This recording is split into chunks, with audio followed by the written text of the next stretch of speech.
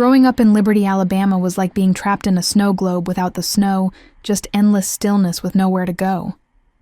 My grandma's house sat on the edge of town, this faded yellow two-story that had seen better days but remained stubbornly standing, much like Grandma herself. She did her best with me after I came to live with her. Never asked questions about before, never pushed when I went quiet at the dinner table. I was barely 18 that summer, restless in a way that made my skin feel too tight. Grandma would go to bed at 9 on the dot every night, leaving me alone with my thoughts and a house full of ticking clocks. That particular night in July, I remember the cicadas were screaming outside my window, their chorus practically daring me to do something stupid. So I did. I waited until Grandma's snores drifted down the hallway, then slipped out my bedroom window onto the porch roof. The drop to the ground wasn't far. I'd made the jump dozens of times before. My Converse hit the grass with a soft thud, and I was free. I won't name the bar, but I will say it was the only bar in Liberty that didn't immediately card people at the door. It sat at the end of Main Street, a building with Christmas lights strung year-round in the windows. When I approached, the bouncer, this barrel-chested guy with a neck tattoo and a permanent squint, looked me up and down in a way that made my stomach turn. "ID?" he asked, holding out a meaty hand. I fumbled with my wallet, pretending to search while my mind raced. Before I could come up with something, he chuckled. I'll give you the benefit of the doubt tonight, sweetheart. Just keep it cool inside, all right?"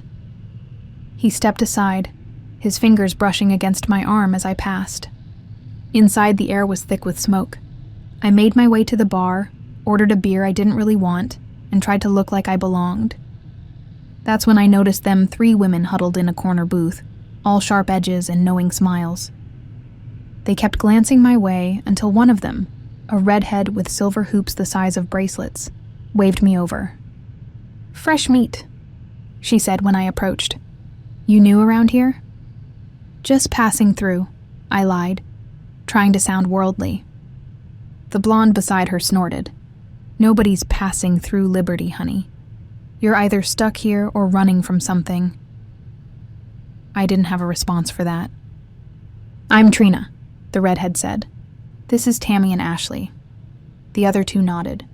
"You looking for work? This place is hiring." I wasn't looking for work. I was looking for a night away from the emptiness of Grandma's house. But suddenly I wanted these women to see me as an equal, not some kid playing grown-up. "Maybe," I said, taking a swig of my beer. "What's the pay like?" They exchanged looks I couldn't interpret. "Decent enough," Ashley said. "Tips are where it's at, though. We're having a little get-together after closing at Rick's place." She nodded toward the bouncer. "You should come. He does the hiring." Everything in me knew this was a bad idea, but everything in me also craved anything different from my predictable life. "Yeah, sure," I said. "I'll come." The hours blurred together after that. More drinks appeared in front of me than I ordered. The women kept me close, introducing me to regulars, showing me the ropes like I already had the job. When last call came, Trina looped her arm through mine. "Ready to party?" she asked, her breath hot against my ear. Rick's house was a ranch style at the edge of town, surrounded by overgrown grass and juniper trees. Inside, the living room was all mismatched furniture and empty wall spaces where pictures had once hung. Music thumped from somewhere, and people I hadn't seen at the bar materialized with red Solo cups. Tammy handed me something clear in a plastic cup. "Drink up, new girl. Rick will talk to you about the job once he's settled in." I pretended to sip while watching Rick disappear down a hallway with Ashley. When Trina and Tammy got into an intense conversation with 2 guys who'd just arrived, I seized my chance. "Bathroom?" I asked. But they barely looked up as they waved vaguely toward the back of the house. I wandered down the hallway, past closed doors with muffled sounds behind them. No intention of finding a bathroom. I don't know what I was looking for exactly. Maybe proof that I wasn't making a huge mistake being there. Maybe something valuable I could pocket. A souvenir from my night of adulthood. The last door on the left was ajar.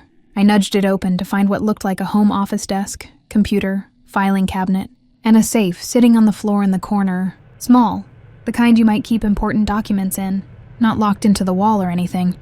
And it was open. Just slightly, but open nonetheless. I glanced back at the empty hallway, then slipped inside, closing the door behind me. The safe was within reach if I knelt down, so I pulled on its door.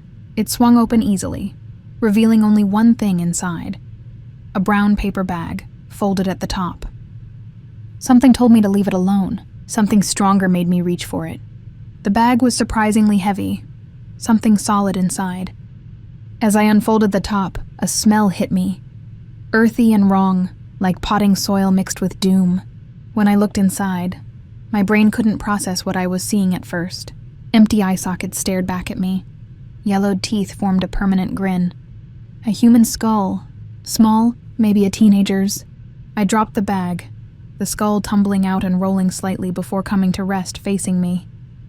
My stomach heaved, and before I could stop myself, I was vomiting into the wastebasket beside the desk. The sound of my retching seemed impossibly loud in the quiet room. When I could breathe again, I knew I needed to get out. I didn't touch the skull again, didn't try to put it back. I just wiped my mouth with the back of my hand and moved to the window. Locked. Of course it was locked. I crept back to the door, listening. The party sounds continued uninterrupted. I slipped out, bypassing the living room entirely, and found a back door off the kitchen. Nobody noticed as I pushed through it and ran into the night, not stopping until I reached the highway. I walked 5 miles home that night, jumping at every passing car, certain that Rick or one of the women would find me. By the time I climbed back through my window, dawn was breaking. Grandma was still asleep. I never reported what I found. Who would I tell? Besides, what would I say? That I, an underage girl, snuck into a bar, then went to a strange man's house and snooped through his things. For months afterward, I'd see Rick's truck around town and duck into whatever store was closest. I'd spot Trina or the others at the gas station and pretend to be intensely interested in the snack aisle. I took to staying home most nights, telling Grandma I was focusing on school. Almost a year later, I moved in with my old friend Brianne in Birmingham. She needed a roommate and I needed to be somewhere anywhere else. Sometimes I wonder if they ever realized someone had found their secret. If they ever connected it to the quiet girl who never came back. I don't know what happened in that house before I got there. I don't know whose skull that was, but I know that somewhere in Liberty, in a house with juniper trees and a backyard that stretches into darkness, there might still be a safe. And I know exactly what's inside. I never believed in ghosts. Let me start by saying that I was the guy who'd roll his eyes when my friends talked about paranormal stuff, the one who had a logical explanation for every creaking door and iffy light. But what happened at Jackson Ford Bridge 3 months ago, I still can't explain it. And trust me, I've tried.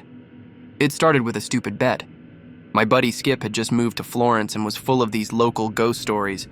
We were having beers at his place when he brought up the Ghost Bridge, Jackson Ford Bridge. According to him, it was the most haunted spot in the county. People see apparitions there all the time, he said, eyes wide like a kid telling campfire stories. There was a Civil War soldier who was hanged there, and some love triangle murder in the 1930s. They say you can hear screaming in the woods at night. I laughed, of course. Classic small-town folklore to scare tourists and teenagers. $20 says you won't spend an hour there alone at midnight, Skip challenged. My girlfriend Angie shot me a look that said, "Don't you dare," but I was already reaching for my wallet to slam down a 20. "Make it 50, I said, "and I'll stay until 1 a.m. The bridge looked different at night. During the day, it's just an old wooden bridge spanning a narrow part of the river, trees crowding in close on both sides. But at night, the moonlight hit it in a way that made the weathered planks look almost skeletal. I parked my car about 50 yards away and walked the rest of the distance. The October air had a bite to it, and dead leaves crunched under my boots. I had my phone for light and to record anything spooky to show Skip what an idiot he was. The bridge creaked under my weight as I walked to the center, unnaturally loud in the midnight quiet. I leaned against the railing, switched my phone to video mode, and did a slow panoramic sweep. "As you can see, no Civil War ghosts tonight," I narrated sarcastically. Just a guy freezing his behind off for $50. For the first 20 minutes, it was boring as hell. I scrolled through Reddit, sent Angie a text assuring her I was fine, and took a few more videos of absolutely nothing happening. Then the temperature dropped. I don't mean it got a little cooler. I mean it plummeted like someone had suddenly opened a freezer door right in my face. My breath clouded in front of me, and the cold bit through my jacket like it wasn't even there. Just a weather thing, I told myself. Cold pockets of air happen all the time near water. That's when I heard the humming.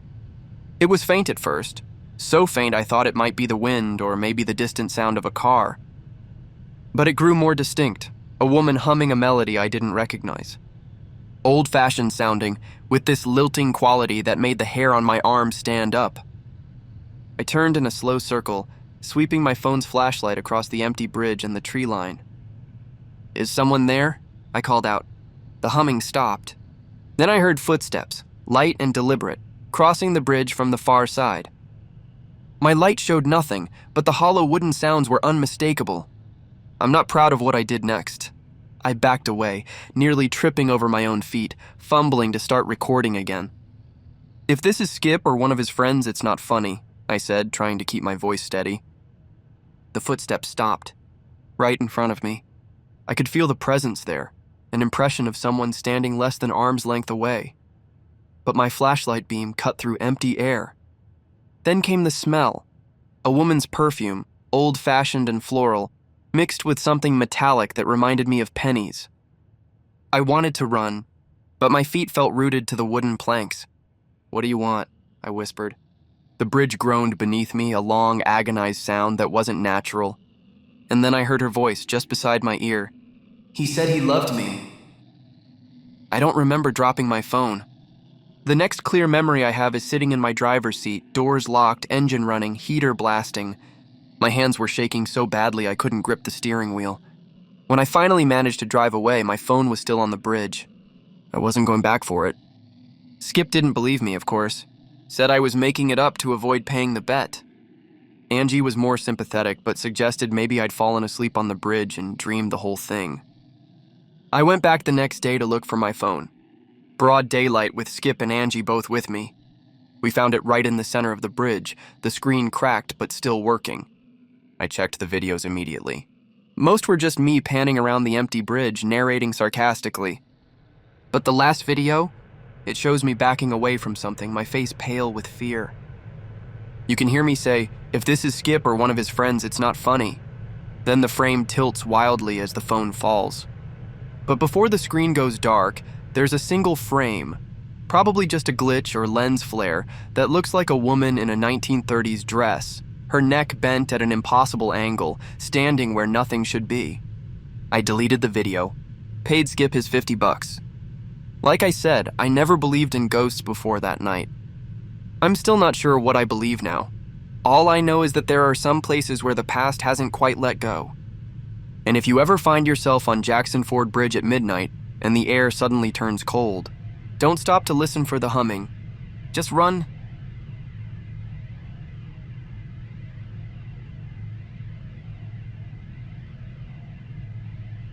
I'm pretty level-headed, 29 years old, grew up in Mobile, Alabama, and have worked as a delivery driver for a couple years now. You'd be surprised what kind of weird stuff you see when you're out on the road enough.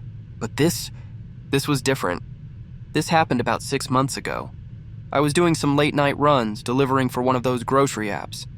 Not exactly glamorous, but it helps pay the bills while I freelance graphic design during the day. That night, I had one last order to drop off in a neighborhood on the outskirts of Daphne. No sidewalks, just long driveways and mailboxes that lean like they gave up on being useful. It was a little past 10:30 p.m. When I pulled up, the house was one of those older ranch-style builds with a busted porch light and weeds creeping up the siding. No cars in the driveway, but I saw a dim light on inside, so I figured someone was home. I texted, "Your order's here," like I always do, but didn't get a reply.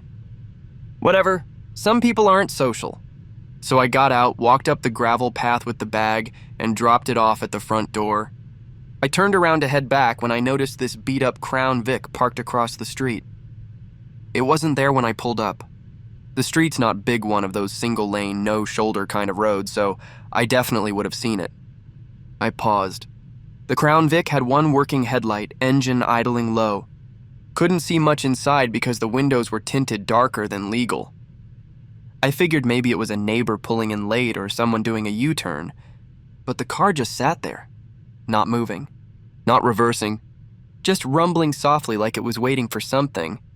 Now here's where it gets weird. As I crossed the street to get back to my car, the trunk of the Crown Vic popped open slowly, like someone inside hit the release but didn't get out to open it fully. It raised just enough for me to see into the shadows. I swear to God I saw a pair of eyes staring back at me. Not glowing or anything supernatural like that, just white, human, frantic, maybe afraid. I stopped dead in my tracks. Part of me wanted to walk over, open the trunk the rest of the way. Maybe someone was being held in there, but every hair on my body stood up. You know that animal instinct people talk about. That hit me like a brick. I took a couple steps back, then angled toward my car. I didn't run, I didn't want to look suspicious or provoke whoever was behind those dark windows. But I got in quick, locked the doors, and sat for a second trying to process it. The Crown Vic still hadn't moved, and then the trunk just closed. No slam, no person stepping out, just clicked shut like someone pulled it down from the inside. Then, without warning, the car pulled a slow, tight U-turn and rolled back the way it came. No lights, not even brake lights. Just vanished into the dark like it was never there.